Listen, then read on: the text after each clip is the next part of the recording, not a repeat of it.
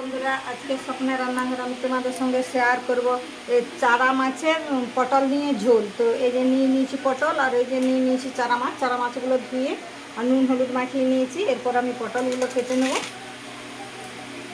এইভাবে দুধারে মুখতে কেটে দিয়ে, আর আমি একটু ছুলে নেব, এইভাবে ছুলবো। তো এই যে দেখতে পাচ্ছ বন্ধুরা, আমি এই যে এইভাবে পটলগুলো কেটে নিয়েছি। এরপর এটাকে আগে আমি মাছগুলো ভেজে নেব, তারপর আমি পটলটাও ভেজে কড়া বসিয়ে নিয়েছি। এরপর আমি কড়াইয়ে তেল দিয়ে দিলাম। দেখতে পাচ্ছ বন্ধুরা, কড়ার তেল গরম হয়ে গেছে। এরপর আমি মাছগুলো দিয়ে দেবো।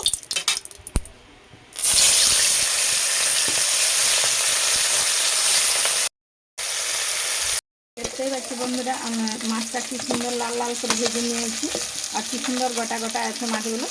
ভাজা হয়ে গেছে মাছটা, এবার আমি তুলে নেব। এই যে কড়াইয়ে আমি আবার একটু তেল দিয়ে দিলাম, রাখা পটলগুলো দিয়ে দিচ্ছি। দিয়ে তখন একটু নুন দেবো, সামান্য একটু নুন দিয়ে দিলাম, একটু হলুদ করে নেব। দিয়ে এটাকে এবার একটু ঢাকা দেবো। এই দেখতে গেছে বন্ধুরা, আমি কি সুন্দর পটলগুলো ভেজে নিয়েছি, আর নরম হয়ে গেছে, মানে একেবারে সিদ্ধ হয়ে গেছে। এই যে দেখতে পাচ্ছি, এখন আমি তুলে নেব এই পটলগুলো। এবার আবার আমি কড়াই তেল দিয়ে দেবো। দেখতে পাচ্ছি বন্ধুরা, কড়ার তেল গরম হয়ে গেছে। এরপর আমি কড়াইয়ে দিয়ে দেবো সামান্য একটু নুন, ফোড়নে দিয়ে দেবো যে কালো জিরা, আর দিয়ে দেবো দুটো তেজপাতা, দুটো কাঁচা লঙ্কা। এটা একটু ভেজে নেবো নিয়েছি। এরপর দিয়ে দেবো পেঁয়াজ বাটা। পেঁয়াজ বাটাটা আমি এদিকে ভালো করে ভেজে নেবো, এদিকে লাগবে আর এদিকে বলবো। পেঁয়াজটা একটু ভালোভাবে একটু ভেজে নেবো। আর এদিকে একটা বাটিতে আমি মশলা রেডি করে নিয়েছি। এটাতে আছে জিরা, আদা, রসুন, শুকনো লঙ্কা, আর 1 চামচ হলুদ দিয়ে আমি এটা একটা বাটিতে যেভাবে গুলে নিয়েছি। আর এদিকে পেঁয়াজটাও ভাজা হয়ে এসছে। এদিকে এই যে পেঁয়াজও ভাজা হয়ে গেছে। এরপর আমি যে বাটিতে যে মশলাটা গুলে রেখেছিলাম, এই মশলাটা দিয়ে দিলাম। এটাকে আমি একটু ভেজে নেবো। এই যে দেখতে পাচ্ছি বন্ধুরা, আমার মশলাটা এইভাবে আমি ভেজে নিয়েছি। এরপর আমি কেটে রাখা টমাটোটা দিয়ে দেবো। দিয়ে এটাকেও আমি মশলার সঙ্গে ভালোভাবে ভেজে নেব। একটু নুন দিয়ে দেবো এতে, টমাটোটা যাতে তাড়াতাড়ি গলে যায়, তার জন্য একটু নুন দিয়ে দেবো। এটাকে আমি একটু নাড়াচাড়া করে নেব, ঢাকা দেবো।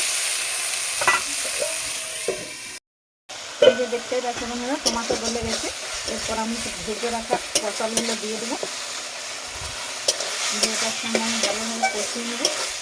তো নুন হলুদ দিয়ে ভেজে নিয়েছি, তবু পরে একটু টেস্ট করে নিয়ে আমি পরে নুন দেবো। এখন আমি এটা একটু কষিয়ে নিই।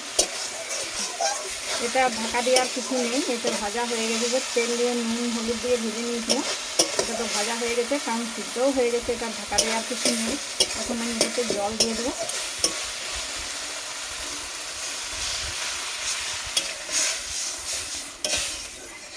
একটু আমি নুনটা টেস্ট করে দেখে নেব, আর একটু সামান্য নুন লাগবে, তাই আমি একটু নুনও দিয়ে দিলাম। দিয়ে এটা আমি ভালোভাবে ফুটিয়ে নেবো। এখন বন্ধুরা, ঝোল ফুটে গেছে। এরপর আমি দিয়ে দেবো মাছগুলো, ভেজে রাখা মাছগুলো দিয়ে দিলাম। দিয়ে এটাকেও আমি একটু নাড়াচাড়া করে নেব। এরপর উপর থেকে আমি একটু গোলমরিচের গুঁড়ো ছড়িয়ে দেবো। দিয়ে এটা আমি নামিয়ে নেব। দেখতেই পাচ্ছ বন্ধুরা, পটল দিয়ে পাতলা চারা মাছের ঝোল কি সুন্দর, আর কিভাবে রান্না করলাম সবাই আমার বন্ধুরা দেখলো। এইভাবে তোমরাও করে খেতে পারো।